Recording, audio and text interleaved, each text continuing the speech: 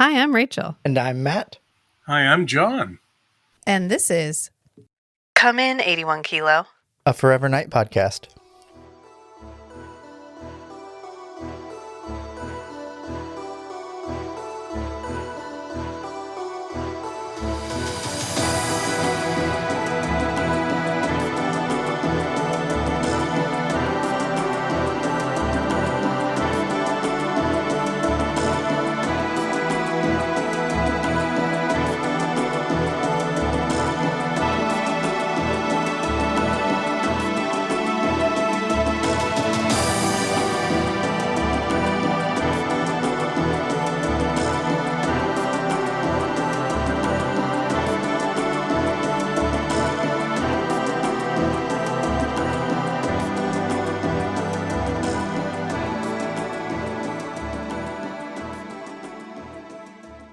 Sorry, we wrapped up Come In 81 Kilo in like February, so we're out of practice.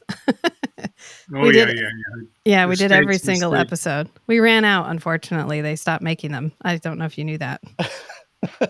They stopped making what? Forever Night episodes.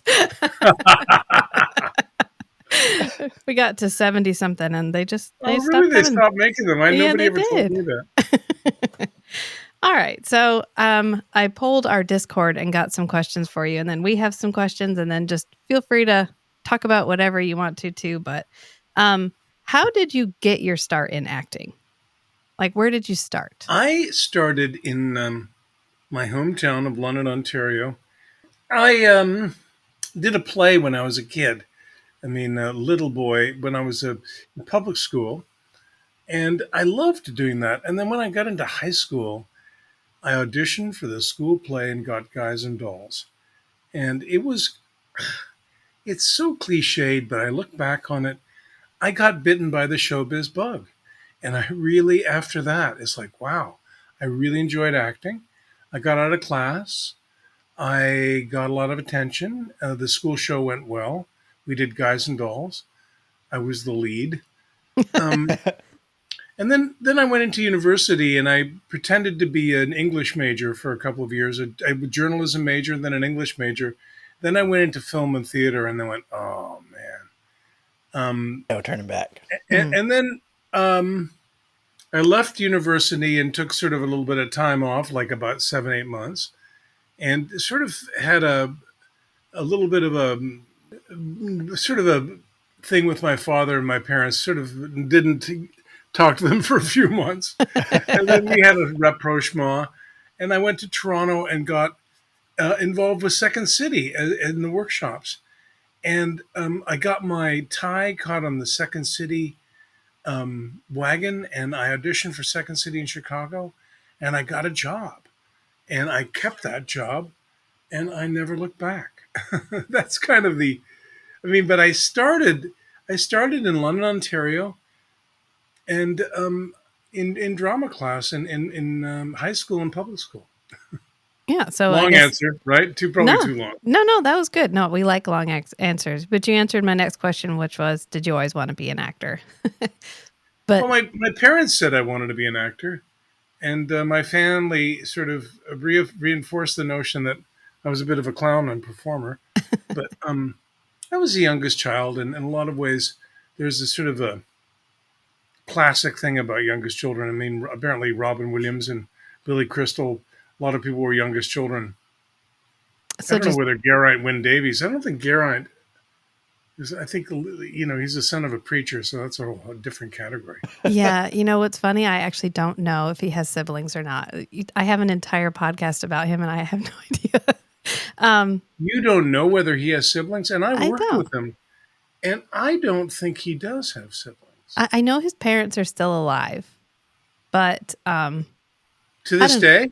Yes. Yeah. Wow. I know.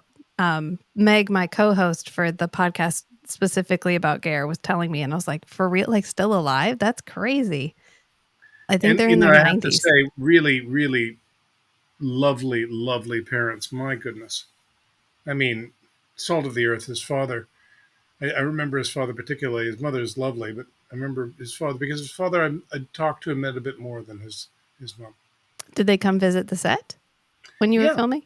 Yep. Oh, neat. His dad came by, and just a lovely man, and with a very beautiful Welsh sort of brogue Yeah. accent. We anyway, we have another podcast called Gare Can Get It, and it's just a funny like exploration of his filmography because it's so wide and varied, and we talk about his accent quite a bit, and that's why we laughed right there because he doesn't have a specific Welsh accent, but he has a very like Gare way of speaking, like clues. We love clues. Everything is a clue. Clues. Yeah. Clue. Yeah. Yeah.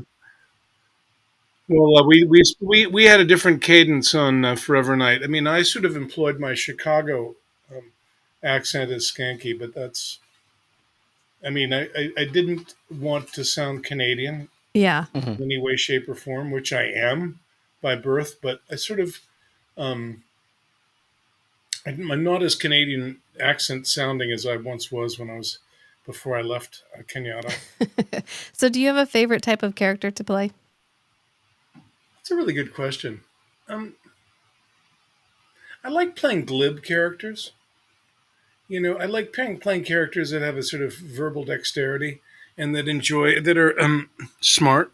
I mean, I think most of the characters I play have a level of intelligence. I don't really play dumb or uninformed guys that much. I don't find them that interesting. Um, my classic answer would be, what's my favorite character to play is the next one. Yeah. Um, but that's a really good question. I like playing people with a good verbal dexterity and that don't suffer fools lightly. That's probably Yeah. Yeah, and I think that comes across in your roles. that's probably the way I am. That's you probably you the way play I it am in well. reality too, in certain ways.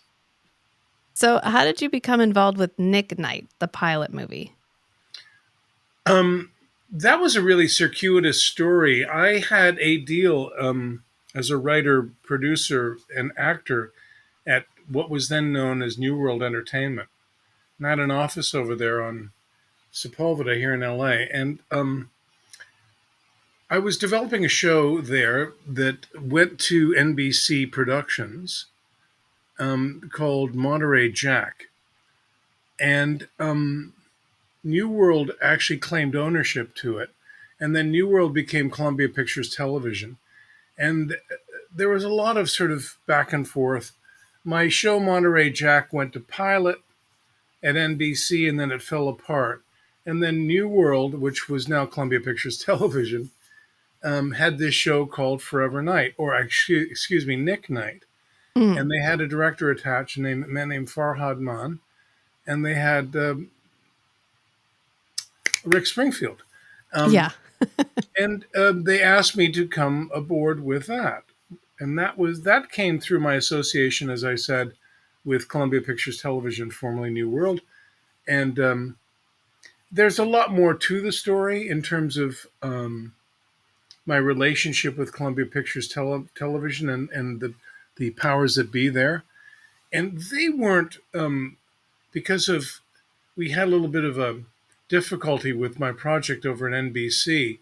They claimed ownership and we had a little bit of a tug of war and they lost. So when I went over to Columbia to do Forever Night, or at least Nick Night, um, I wasn't exactly greeted with open arms, Mm, but they wanted me to do the show. We did the pilot in LA with Rick here um, and Farhad, and then we repeated the whole script, the yeah. Mhm. whole thing. We shot again in Toronto. Yeah. But as a two-part. But that's how I got involved. I mean, it was circuitous and long, and they wanted me for it. And then I was disappointed when it didn't go here. And then when it got picked up in Toronto, I naturally they expressed interest. And because I'm a dual citizen, I think they were interested Nice. as So well. did you have to re-audition for the No, Toronto? No. Okay. no. I physically looked different when I went up to Canada because I'd put on a few poundages from the original pilot, and I kept them on throughout most of Forever Night. Um, but and then I grew the sideburns and I did all that stuff. That's actually a question for later. What was it like working with Rick Springfield? I mean, Rick's a good guy. I wouldn't say he's a ground-shaking actor.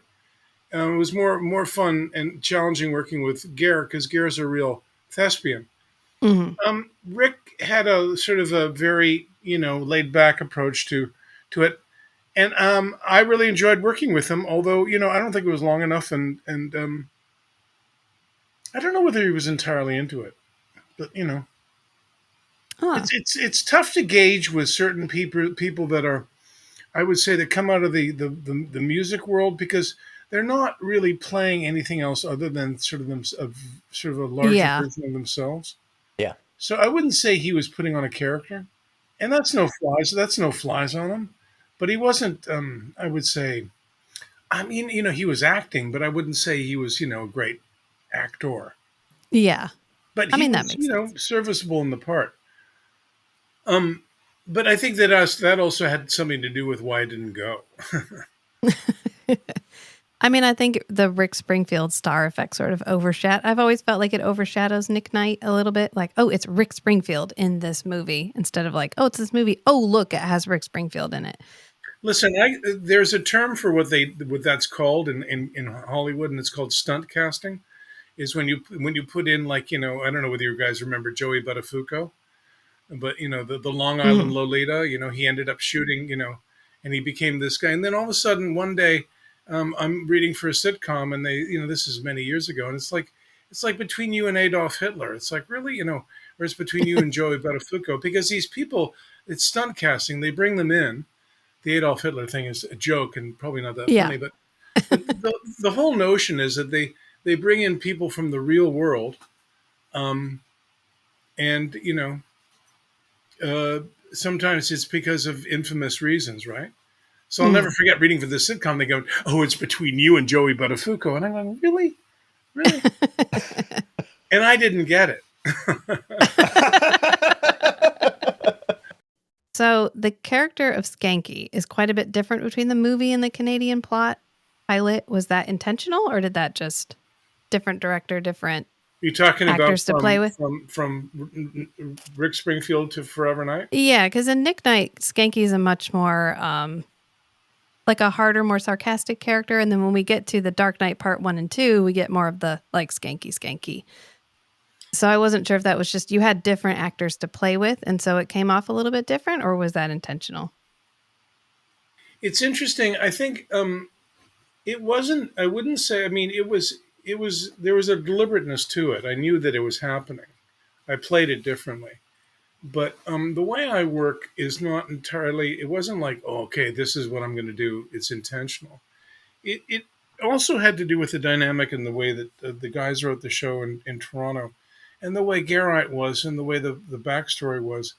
I It came to pass when I started doing more of it, the episodes, and I've said this in the past, but it bears repeating that the Skanky represented the audience in a lot of ways, Mhm. and Mhm. it also there was such a seriousness to the backstory and the sort of the way they played it, and that John Kapelos, the actor, thought that it would be best if Skanky was a little bit funnier because it would provide a counterpoint to that sort of seriousness, Yeah. um, and also provide something for the audience to go, like, WTF? Why aren't you drinking or eating anything? I mean, all I see you have is wine and stuff like Yeah. that. And I think that was an important touchstone for the show, and also the dynamic of Geraint and the sort of ornate Shakespearean aspect to his acting and the sort of backstory, his character, the Yeah. fact that he was this guy that lived for centuries and have this sort of noble, you know, um, way of being, carriage. So I thought that the best way for me to anchor Skanky was to put him totally in the 20th century then, and in the here and now, and sort of Midwestern American sort of skank, sort of with a wife and a Yeah. family, and the whole earthbound catastrophe, and have him, you know, and that and the and I think he became a little bit more. I would lay on that a little bit more the more comfortable I got with the character, and also the more I could play off of Gare, because I always found the whole Nigel Gare, you know, all that stuff really kind of worthy of poking fun at. Yeah. Yeah. But in my own way, Yeah. Yeah. Forever Night Skanky is a lot more, I guess, wholesome family man being funny versus the more cynical, like career oriented Skanky from Nick Knight. Yeah. Well, Yeah, and Yeah. I mean, it's funny that you should mention that because we never really, as you know, we didn't go on the road with Nick Knight. We went on the road with Forever Night, and I have no idea of knowing how that Skanky would have changed, but I do know that there was a different sort of orientation, and when we went to also the networks affect things. Obviously, yeah. we'll jump ahead to the third season that I wasn't in because they had a network change, and the network had a Yeah. different mandate. They wanted to go with a female captain, etc. I mean, a female partner. Yeah. Yeah. Well, that's a later question. Did they let you ad lib, Oh yeah. or did you? Yeah. Well, I mean, I don't know whether they let me. I did it, and I think I took again. Um, I think as an older actor, I've come to look at guys like myself, younger, and sort of go, "Oh gosh, when are they going to just do the script?" But I think that it was important for me to do what I did and to change things because it also was my way of marking my territory. Yeah. I mean, Mhm. that's yeah. And also I had a sort of a tug of war going on with the people in LA, the executives During at the whole Schanke. thing. Pretty much, there was I had to negotiate to write and direct an episode, and I ran up against a couple of walls for there's a lot of prejudice against actors who want to do other things, Mm. and the Directors Guild of Canada said to me, we don't like actors becoming directors. And I couldn't believe the temerity of that statement. And I Yeah. said, well, if not us, who? And shouldn't we be on the top 10? And they were really, and I said, if you want to call it the Directors Club of Canada, you should. But in the United States, if I got, so they were not going to allow me to direct. I basically, Columbia and CBS and everybody went to bat for me on that. But, it's just like, it was always a little bit of a grudge match, to get me to do things. And to being a returning Canadian coming back to Canada, there was a lot of weirdness in that one too. But you Hmm. know, Was Columbia involved the entire time? Because I know Paragon was. Was Columbia the U.S. Columbia is a company U.S. then? entity, yeah, Oh, okay. and yeah, Columbia, Sony, they had a lot to do with it. And then there was the German entity.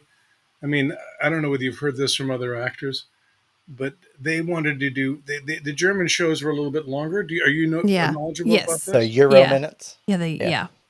And they also like to have topless ladies in it, right? Yeah. So we do a scene in a bar, right, and or just in some gratuitous location, and they say, okay, we're going to do the German version, and all of a sudden the women around us would take off their tops. I'm like, well, wait a minute. I mean, we'd be in a restaurant. We'd be in a restaurant scene, and all of a sudden there'd be topless women in it. It's like, wait a minute, is this a topless restaurant? I mean, it was distracting, Yeah, and I'm I sure. could imagine. and you had to be on your mind your p's and q's, which I do and did, and of course, and um, just like wow. But that's another story. Yeah. Oh, the German versions just came out on DVD, in fact. So you can now purchase the German versions on DVD in Germany, but you can't purchase Forever Night on DVD easily in the US, which I think is interesting. So, Now I can buy the German version and see the difference in the restaurant scenes, I guess. Yeah, but the thing is, if you buy the German version, is it going to be a European DVD that you can't play on a North American player? You can buy jailbroken DVD players where people have made it Jailbroken? possible. It's what it's called, where you take off the copyright the protection. copyright protection. Hacked. I'm a tech guy. I have hacked. ways. Jailbroken. I've never heard that fierce Technically, expression. all region DVD players, if you want to be real PC. So my next question was, were those your real sideburns? And since you have sideburns right now, I'm guessing yes. God, yes, they're my real sideburns. Did you choose actually, the sideburns? You missed it. I had flaming long ones. I looked sort of like, one of some old rock star, but now that I've got them trimmed down. Yeah, they were mine, and they I think they ticked off Geraint a lot because with him, he kept on going, "Why are you growing these?"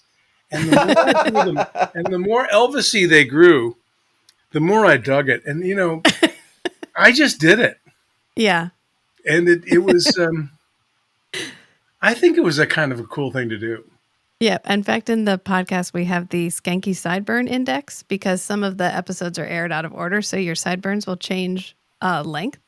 And so I'm like, oh, okay. So this is an older episode and they aired it out because we can tell by the Schanke sideburn index that it's slightly newer. We didn't get any. I love that. I really, really love that. So we noticed they were appreciated. Because I think it's like 1966, which is, you don't have to remember the titles. I will. It's the one that's mostly flashback. And it's like kind of in the elevator episode where Skanky's just hiding under a desk the entire episode. And that was an easy one to shoot. You have quite large sideburns in that one. And then I think in the next one, they're almost gone. And so our postulation was that one was filmed earlier and aired later because you definitely have a different hairstyle. Sideburn continuity sometimes was off. That's okay. Also, Gare's hair length, because we guess he gets a haircut at the beginning of the season and then didn't until like the beginning of the next season because it would always get longer. So here's a question. Did they always intend to never have a Myra or Jenny cast? Or was that... Because you have a wife and child in the show, but we never ever see them. I think they were always intended to be off-screen characters. Yeah. I mean, it's such an interesting choice because there are moments where you are theoretically going to interact with them and it'd be like, oh, here's Jenny's entire class, but Jenny's out with measles. And so they had to really rearrange lots of stuff to keep them out, which I always thought was interesting. I think there are a variety of reasons that there weren't Myra and Jenny. One of them was probably budgetary. Yeah. I'll go figure. Did Schanke know? I know you don't have to answer that. Do you think Schanke knew? That he was a vampire? Yeah. No. I mean, that's a fourth wall for Schanke. You know the fourth wall, right? Yeah. Mm-hmm. I mean, I'm not that I'm condescending, but I mean, the notion of for Schanke, because just using that as a metaphor, like for him not to believe that, for him to think that Nick was a vampire would blow his effing mind. Yeah. It's okay. We curse on this show. We had a lot of speculation about whether Schanke knew his partner was some kind of supernatural creature. Yeah. And depended on that. But I mean, no, I mean, if we had more, if I had more episodes and we'd stretched into it. I mean, the episode I did with Nigel where he, in his radio, the close call. That's the one. I loved that episode, and I loved the whole, who the fuck are these guys sort of thing. Yeah. Mm-hmm. I think walking up to the line, but for me to skate over it and to see it, unless they take my memory away and then bring me back, right? Yeah. Yeah. Which I think happens in that episode. That's right. Yeah. Because we chat about it quite a bit on the show in that maybe Schanke doesn't know he's a vampire, but he's aware something is going on because it feels like it makes the Schanke character more interesting. If he knows something is weird, but he's like, but I don't care. Like I just like Nick. So I've Well, always wondered. I think there's a lot of that. I mean, I think there's a lot of like, is he, what's his deal, with women, with his Yeah. nightlife, with his diet, all that stuff. But I don't think that he's, yeah. I'll just let it rely at that. Let you guys enjoy Yeah. the fact that I I can, mean, Yeah. I yeah. can project mystification. Oh, okay. Thank good. You're like, I don't know. It's a mystery. That's fine. It can stay a mystery. Do you have any funny stories from the set? There was one time when my mother came on the set, and in the middle of a take, she interrupted the scene with Geraint and myself. And I thought that she'd lost it. I mean, not that my mother was, but she went, John, what's going on here? What are you doing? Why are you? And I really, for a moment, thought, Mom, I'm working. I'm working. Yeah. And everybody laughed. I've got the video of it. And I've got it somewhere in my files. I mean, I'll definitely share it with you at some point if you wish. Oh, we will take it. We will borrow and return it. I beg your pardon? I said we will borrow and return Well, it. I I mean, said, I can send you the file. And I got to say that was a really wonderful moment. I mean, we worked so many deep nights. We'd shoot from 4 or 5 in the afternoon till 6, 7, 8, 9 in the morning. And like, I wish I've often said this. I wish they burnished the time in the corner, like what time of the morning we shot this, because sometimes I have to do these like incredibly long sort of speeches or whatever. We'd have to do these action things, and it's 4:30 in the morning, 4:45. I mean, in the middle of a cold Toronto, yeah. Yeah. but there were. I mean, I did 48 episodes. I directed one episode with Geraint and Nigel, and I had so much fun directing that episode. I mean, I think initially when I first started, just getting to know Gare was a lot of fun because, and also John Kapelos, Hmm. um, who was our camera guy, went on to do great things. Any great stories? That's about it. I mean, I could probably dig up one or two, but let me think for a second. More questions.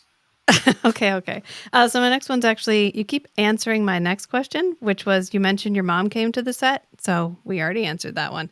And then you actually wrote the code and directed A More Permanent Hell. So what was that like? Like writing, and then you didn't direct the episode that you wrote, but you directed an episode you No, didn't write. what's his name? Clay Boris directed the one I wrote, right? I think he directed the code. Um, Michael Levine, what did he direct? I mean, Partners of the Month. That was written by Shelley Goldstein, and she was my girlfriend at the time. Okay, the A More Permanent Hell was the one I directed, Yeah. and like come on, they said you've got the destruction of Pompeii, and you've got like 10 setups to do it in. Now, 10. I don't know whether you know what setups are, but setups are basically camera setups. You put the camera over here, and the action happens. Then you put the camera over here and over here. So I can do that 10 times to cover the destruction of Pompeii. Now, are you kidding me? It's fine. I'm going to need a few more setups than that. In addition to Yeah. that, it's like they were kind of daring me to direct the episode. And I've been preparing to direct something like this for a long time. And, the whole notion of having a statue of Nigel in that episode Yeah. Yeah. that gets destroyed, that was my idea. That wasn't in the script because I said, I want to see a physical destruction of this guy that never really happens in reality, but Right. Right. in physical reality, when the earth comes plundering down on him. And, Symbolism. I want to see him destroyed that way. So he can see sort of my mortality, mortal. What's it like to be mortal? All that sort of stuff. And the girl that played Divinia, was that a character's name? Divya. Yeah. Divya, right. Yes. Yeah. What an extraordinarily weird little. She's growing up now, I'm sure, much older, much Yeah. older. But an odd face. I mean, really, she was perfect. She was perfect. Casting was great. Now, we had a very funny thing happen when we shot the destruction of Pompeii.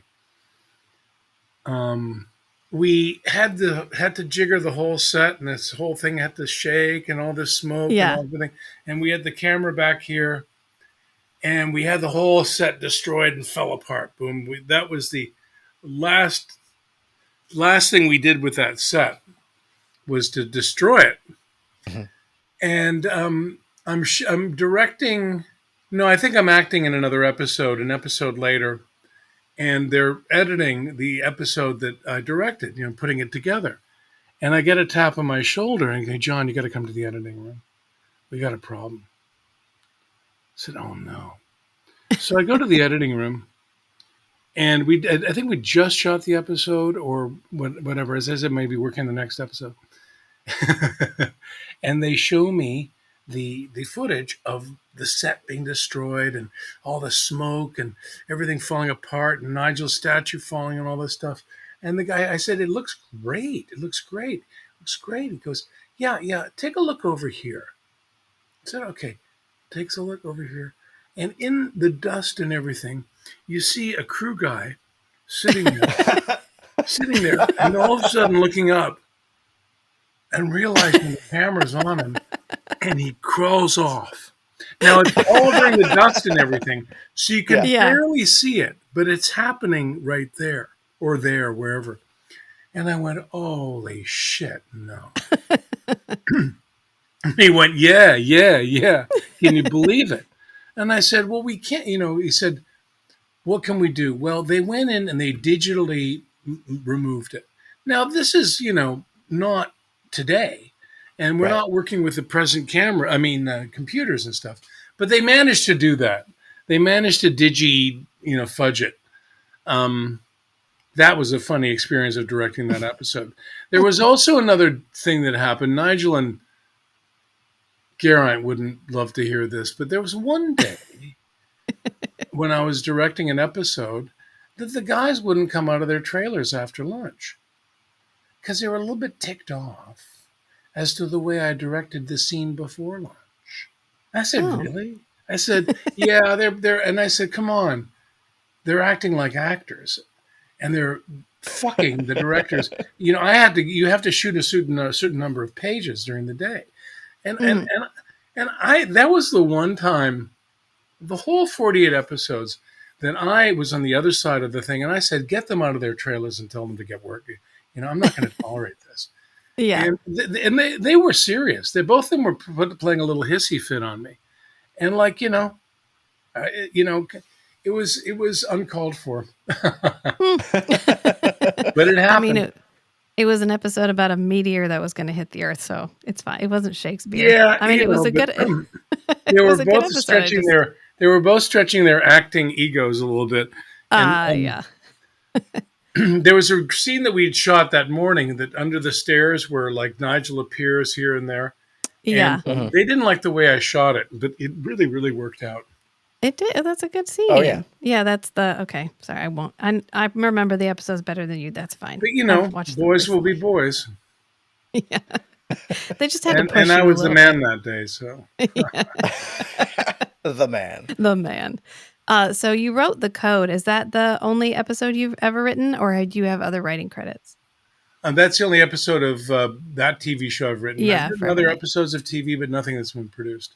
I've written a couple of short films, and I've got a feature film, but nope, I'm an unproduced writer in that regard. Well, you're a successful actor, so it balances out. Do you have any props from the show? Did you keep anything? We won't snitch on you. No, It's been too long. It's fine. No one cares. no, I don't. No. No, I have props from a few other films. I have something from The Breakfast Club. I mean, I have a piece of wardrobe from The Breakfast Club, and I have something from Roxanne, but no, not from Forever Night. Not even And that's the duck weird. lamp? I mean, I'm thinking out loud. I mean, I have recordings. I did some music on the set with a couple of the people, and I have, as I said, I have that outtake, and I have pictures that I took and some stuff in my own memorabilia. But Not even the I'm, duck I'm lamp. reaching that point in my life, where people around me are, not me, but people around me are, their lives are ending, and I'm thinking maybe I should sort through some of this stuff. So that's been one of my plans for 2024 is to go through some of my stuff. I mean, That's I have extensive um, stuff. I didn't, I kept some scripts. I kept a few things. yeah. We actually just talked to Fred Mullen, Oh the yeah, fellow who Freddie. did all the music. Yeah, and he's cleaning out his storage unit. So I now have like 100 videotapes that are sitting to my right here for me to go through. That he, Well, you know what? I might have a few tapes for you too. So I mean, I'm here for you. Yes, he goes. I have a couple of videotapes, and then it arrived in like a 2 foot by 2 foot box. I was like, that's more than a couple of videotapes. That's fine. They're all the screener copies that they sent him, and some of them are the ones without sound, which you don't realize how much sound is added until you see it without sound. And then it's so It then has a whole different amazing. feel. It's amazing how empty it is, right? I mean, Hmm. yeah, it's I did last year. I worked on Days of Our Lives. I worked on a soap opera. Now, a lot of people put down soaps, but if you watch a movie or a TV show without effects and everything, it's kind of like watching a soap. I yeah. mean, you could doll up a soap with a lot of, and 5 point run surround and all this Yeah. stuff. I mean, I'm not saying, but it's interesting how that stuff can really change your POV on something. People really will not put up with crummy sound. They'll put up with bad picture, like the Blair Witch Project, that old film, is an example of that. Yeah. They'll put up with Hmm. really sort of gnarly picture, kind of in a weird way, but not sound. And sound Mm-mm. is what really sells a movie. Yeah.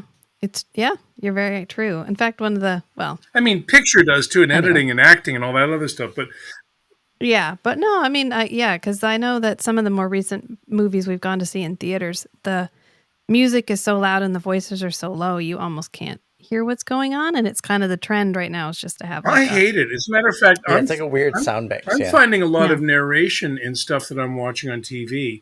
The narration's mixed too low, and the music's too high. Yeah. yeah, Um, and I've mixed a few things in my time, albums and things, and a few TV shows, and I think that they're bearing the narration. And again, because people have different types of systems, surround sound systems, whatever. Right. Anyway, yeah. So you were in The Shape of Water, and so was Nigel Bennett, and so was a 1962 teal Cadillac. Is Guillermo del Toro a Forever Night fan? I wouldn't put it past him. I mean, Guillermo's a watcher. I mean, he watches stuff, and he's such a smart, incredibly gifted individual that, yeah, I would imagine he is. Okay, well, we're gonna go with that then. I'll ask him next time. I'll nail him on it. If not, I'll send him a compendium of stuff. Have you ever Well, let seen him know because the Rockefeller skank that somebody edited together online? I yes, love that. yes, I have seen. I've not heard of I've seen that. that one. Because we're friends with Kristen, who did all the videos. She had a couple of videos on the Sony release of the DVD, and where she's cut some things together to some of Fred Mullen's music and some other She's music. talented. Yeah, but she tends to focus on a couple of characters, which is fine. And so to see one that was Schanke was like, oh, good. Like I'm here for Yeah, this. I know I'm not the most popular character with a lot of the vampirologists. Well, we deeply missed you in season 3. In fact, Matt had no idea you were not in season 3, and we got to the first episode of season They 3 blow me where, up. of course, Skanky blows up. Yeah, Yep. and Matt was like, "No, he's not in." I was like, "No." I felt betrayed. Well, It's they like, did that okay, because what? the network wanted no possible chance of me ever coming back. They disliked me that much. Yeah. Mm. Wow. What's interesting is in the German version, there's that scene at the beginning when Skanky calls Gare, and in the American version, there's no audio. He's just talking to the phone. You only hear Gare's But side. in the Yeah. German version, they dub in the Skanky dub actor responding to him on the phone, which I think is interesting. This Yankee did. Well, I have to say, I mean, it's a while back and all that stuff. But it's smart at doing, not being able to do it. But they had a different mandate. They wanted me to do, to be Stone Tree or whatever, be the captain. I didn't want to do it. Yeah. Yeah. I mean, we talk Oh, about was it a that the little bit in the pitch for show. you staying? Was Yeah. to be the captain? Yeah, and Okay. take work less, work and they wanted a younger female partner for Gare, which they got, and they also I guess it was going to USA Network, and that's sort of where they had a different demographic, and they wanted more. I don't know whether it was sort of Yeah. sexier, younger, whatever. It all seems so Yeah. dated and weird now when you look back on it. Well, if it makes you feel better, season 3 is almost completely unavailable. So, Really? yeah, that never But streams. the streaming rights for season 3 are tied up somewhere. Mm-hmm. Is that a Paragon? Is that a Entirely Paragon thing? I have no idea. However, it got packaged and sold. Season 3 wasn't part Well, of I it, think so it's Paragon separate. went south as a company, right? Yeah, I think Columbia TriStar had the distribution rights for a long time, Sony.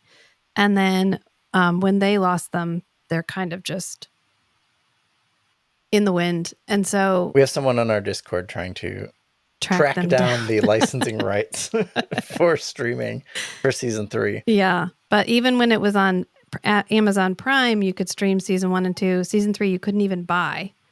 And then now I think Apple, you can buy season 1 through 3, but Apple's the only one where you can buy all 3 seasons. But you have to buy it before you can You have watch to buy it.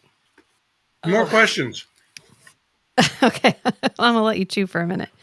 All right, so you have a jazz album, Too Hip for the Room. Yeah. Did you always want to be a musician? How'd that come about? I did about 8 to 10 years of piano lessons when I was a kid. And when I was a teenager, I had a couple of really, really gifted friends who were musicians, and I realized, gosh, I'm not as good as them. And I also wanted to act more, but I always did music, and a lot of actors, harbor musical ambitions. My biggest thing was to, when I worked at Second City, was to do music that was humorous, but not weird Weird Al Yankovic funny. Something you can listen to Yeah. again Okay. and again. That was funny and humorous, but when I was a kid, they called them novelty songs. And they were kind of funny for like the first time you hear them, and then you can't hear them anymore. And I wanted to do sort of jazz. People really take themselves seriously, and I really love music. Yeah, so I decided after I'd done a certain amount of acting that I really wanted to do an album. So I started working with some musicians and improving my musical chops, and I've recorded 3 albums, one of which is available right now. I pulled the other 2 off because, streaming and the whole, you can't make money off this stuff. I mean, it's not like, No. I don't know how some we of my know. working musician friends are doing it, frankly. I have a friend of mine that just released an album, and the economics are so lousy. But I love doing it, and I love writing it, and it's sort of complementary to my sort of work, if you will. Yeah. Well, it's good. It's good to have a thing that you do because that's what you want to do. Yeah, Rachel had some of it playing earlier. Yeah, and I could see if you don't listen like really closely to the lyrics, it's catchy. Like you can just listen to it and enjoy it. The lyrics are also catchy. That's not where he's going. Yeah. But then the lyrics add it's like subtle. You have to pay attention to the lyrics to get Yeah, it. it's not entirely background music sometimes. I mean, one of my cousins put it on at Right. their place, and like it gets a little bit, intense. But I come from a time and place where I'd put on an album and sit down and listen to it. I'd listen to the side 1 and side 2. I mean, I know that people listen to music differently, and but I made the album. I mean, you can listen to individual cuts and stuff like that. But I love doing it. I love doing it, and I'm working on a new album right now. Well, my dog knows that I have pizza here. Well, he knows you have food. Yeah. He's like, no, I'm not okay. I'm not eating your pizza. So, do you have any upcoming projects? I have a script that I've written with somebody else called The Mayor of Koreatown, and it's a film noir, and it's a series for streaming. and that I would be the lead in. So that's a project that we are currently trying to sell, and things are looking good. There are a couple of movies that I'm slated to do this year, although one of them, the funding just fell through, so I don't know whether it's going to happen. And the other one, the funding um, just happened, so that's Hmm. going to happen. But I got to tell you, I mean, I'm sure other actors, I don't know whether they are telling you this, but Hollywood is kind of at a weird place right now. Doesn't seem to be post strike a lot of activity, and that's a bit ominous for a lot of people, including myself. Hmm. But you know, I've been doing this a while, and sometimes the ocean swells can get kind of deep and hollow, and so it can be a long time between gigs. And you know, I say this to friends and family and anybody who will listen, but they sort of nod their heads and go, "Yeah, we've heard you say this before." But I may never work again, and that's kind of the thing you have to really keep in mind as an actor. Like this Hmm. might be it. Now, did you Yeah, ever see a show called Beacon 23? I have not. It's a sci-fi show that's on MGM. I did an episode of that a couple years ago that I have not seen yet. A friend of mine saw it recently, said it was pretty good, but that was fun to shoot. And is Lena Headley is in it? Headey, the woman from Game of Thrones. Mhm. Hmm. Anyway, that's something that's out there. And I did 50 episodes of Days of Our Lives last year, and they killed my character off. I played a um, Well, that's not the end. It's a soap opera. You could still come back. that's what everybody says, but I think that they were kind of wipe their hands at me. So, any more questions? What other questions you have? No. Well, yeah, just where can people go to figure out where you're going to be showing up next? We saw you in New Jersey, and I honestly can't remember how we found you there. Well, Facebook is the best place right now. My Facebook page or the Instagram, the John Kapelos on Okay, because I know Instagram. you did a trial in Chicago where you were Socrates Yeah, on trial. and that just was on PBS now, and it's up for an Emmy on Ah, PBS. Yeah, nice. and I just did a play here in town, um, three performances of a play at the Getty Villa, where I played Socrates, another. His name was Socrates, another Hmm. philosopher who was after Socrates. But so I'm sort of getting into playing philosophers. Um, and I'm always up for stuff. I mean, I'm up for a really good show, and up meaning, I'm one of the people they're putting in for consideration. So that's always part of Yeah, my keep your foot in game. the door kind of Yeah, thing. and I love to Yeah. act. I mean, I love to act. The thought of me not acting anymore depresses me more than anybody else.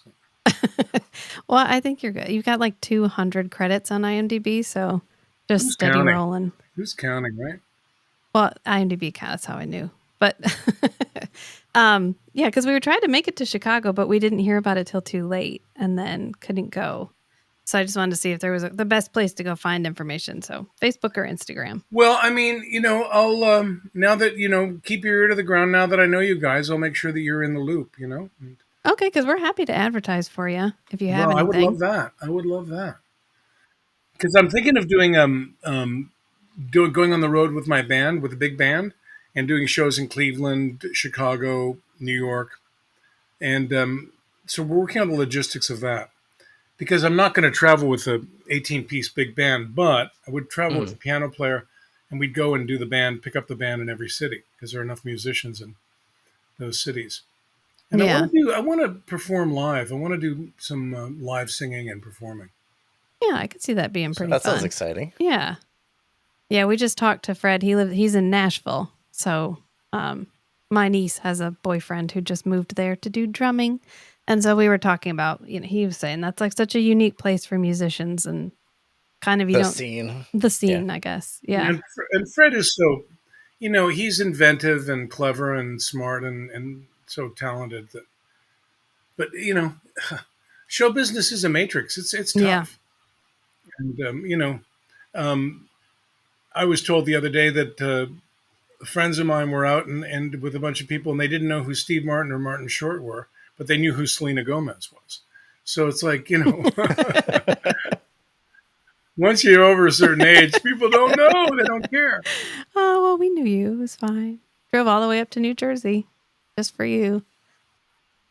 Well, Now, what about my swag? What do you think of it? Yeah. Did you listen to anything?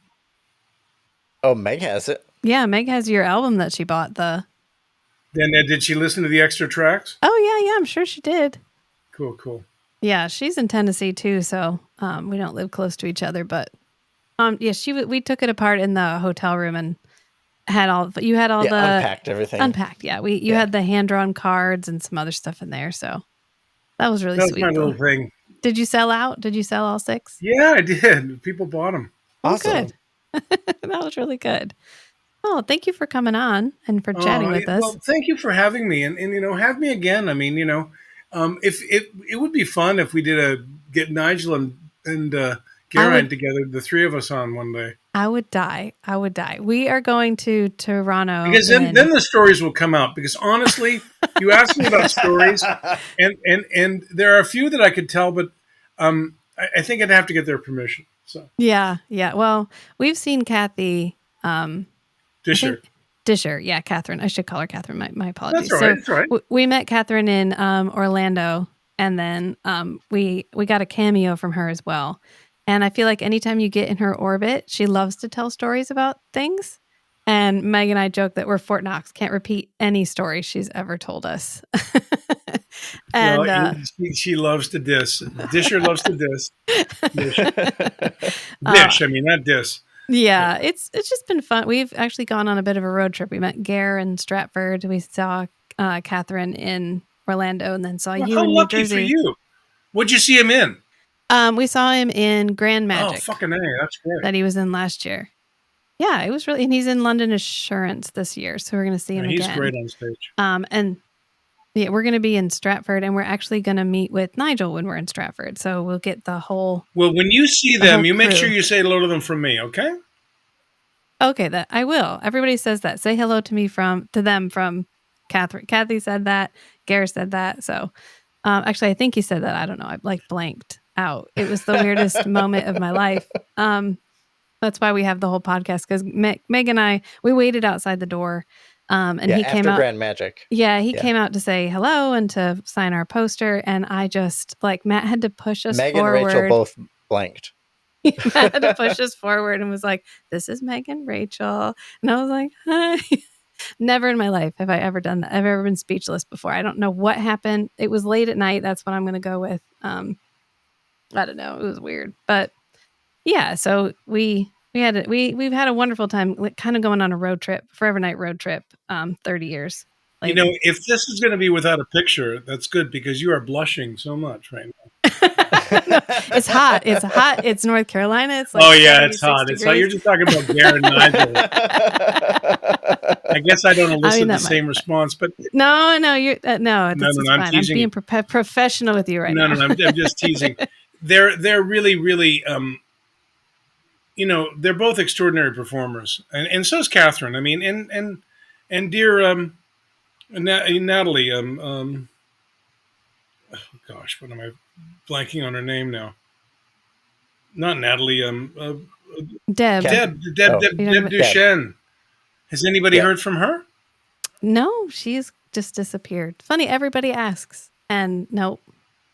And she never did anything after Forever Night and didn't stay in touch with anybody, I guess. Holy fuck. So she's just in the wind. Okay, guys. Dinner time. Eat your pizza and feed your dog, and thank you for coming on. Thank you for having me. I'm sorry that I probably was boring, right? No, not at all. Not at all. And I'll let you know when I got the reunion show together. Well, do it. Let me know. Keep in touch. I will. It'll be great. Bye. Bye.